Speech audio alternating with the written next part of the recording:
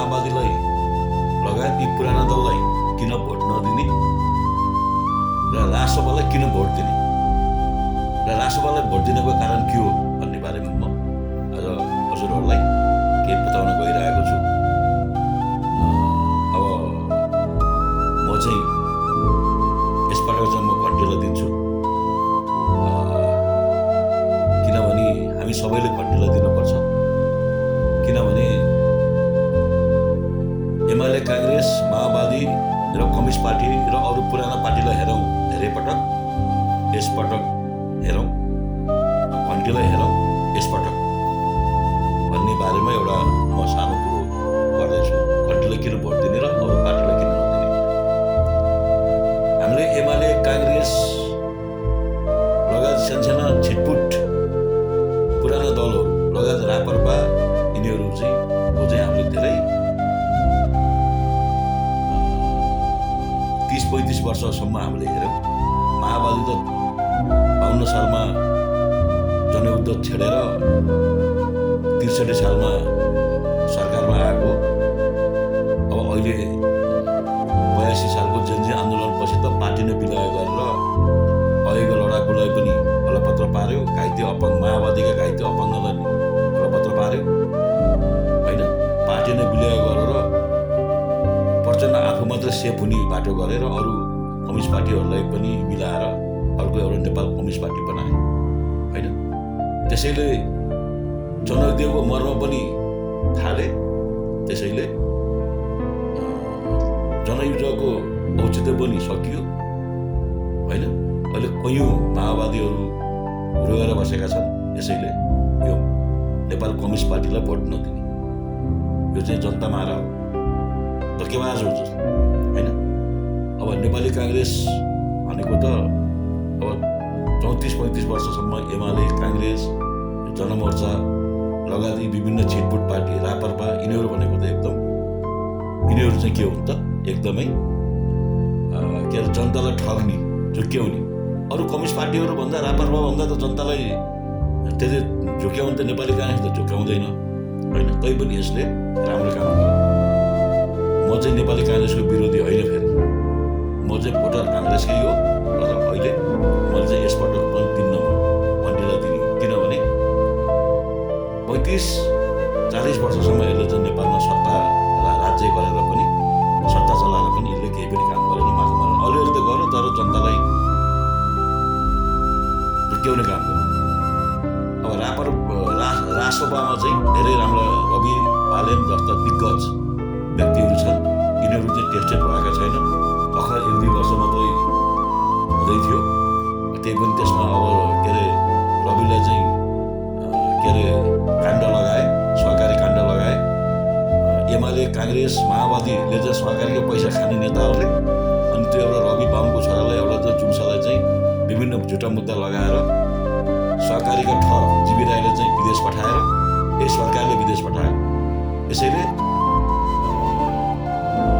राष्ट्रसभाको पल्टन भारी हुन्छ, पल्ला भारी हुन्छ भन्ने हिसाबले रविलाई पनि जेलमा थुने सहकारी ठगको नाममा। यसैले हामीले चाहिँ राष्ट्रसभाका चाहिँ नेताहरू टेस्टेड भएका छन्, यिनले काम गर्छ।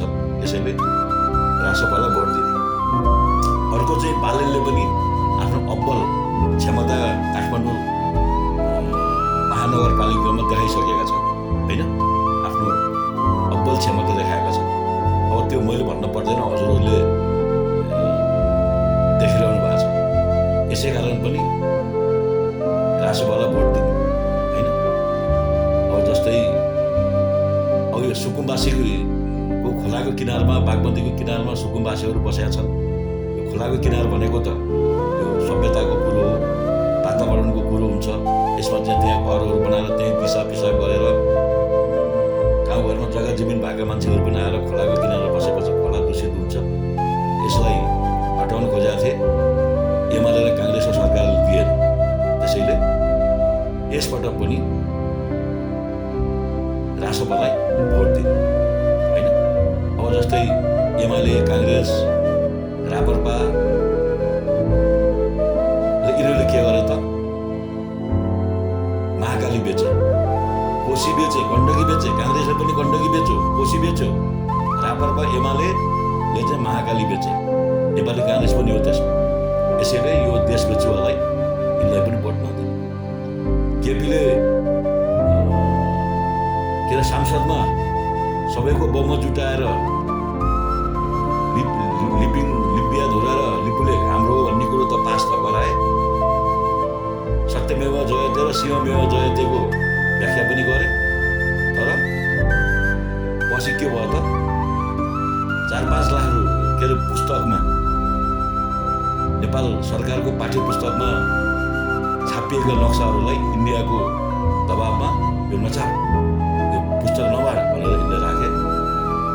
यिनले चाहिँ त्यो छाप्न दिएन इन्डियाको दबाबमा।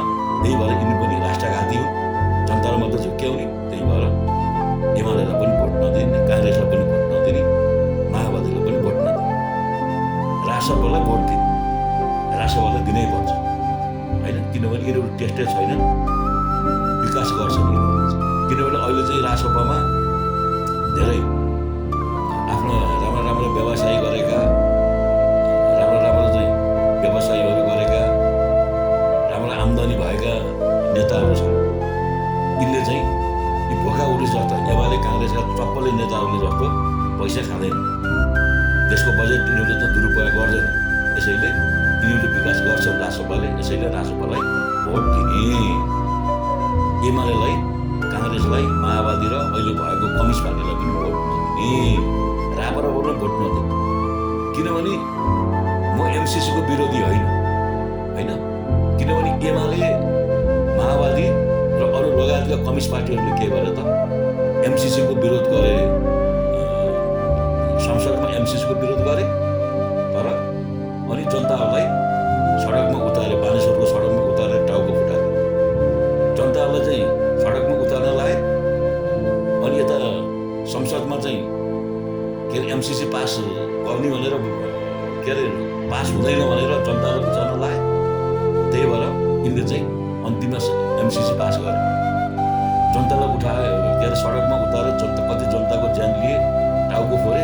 यसैले यो माओवादीलाई, एमालेलाई, कङ्ग्रेसलाई भोट नदिने। तर कङ्ग्रेसले चाहिँ के भनेको थियो भने एमसिसी त पहिले पनि पास हुनुपर्छ भनेर भनेको थियो है।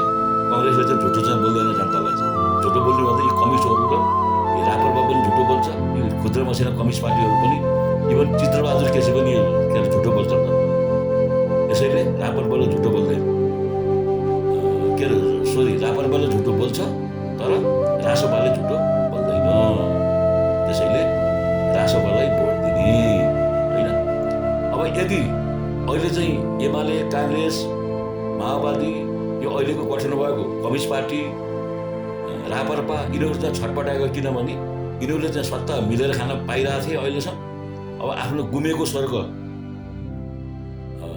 गुम्छ, आफूले गुमेको स्वर्ग प्राप्त गर्न सकिन्न, हालिमाली गर्न सकिन्न भनेर यिनीहरूलाई के अरे छटपटाएर चाहिँ अहिले चाहिँ रासपालाई चारैतिरबाट आक्रमण गर्दैछन्।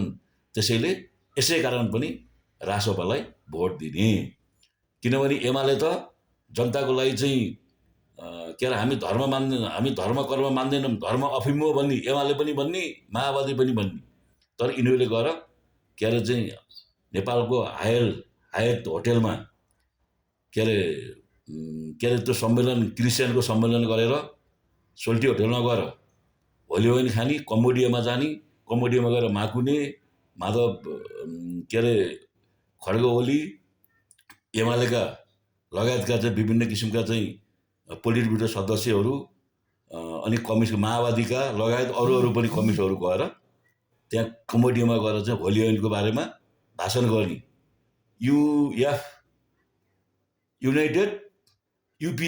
युनाइटेड पिस फन्डको नाममा गएर उनीहरू त्यहाँ गएर भाषण गर्ने। अनि यहाँ आएर जनतालाई चाहिँ हामीले चाहिँ के न काम गरेका छौँ भनेर भन्ने, अनि जनतालाई ठग्ने। त्यहाँ आएको प्राइज, त्यहाँ आएको चाहिँ लाखौँ डलर चाहिँ यिनीहरूले खाने होइन। यसमा चाहिँ के अरे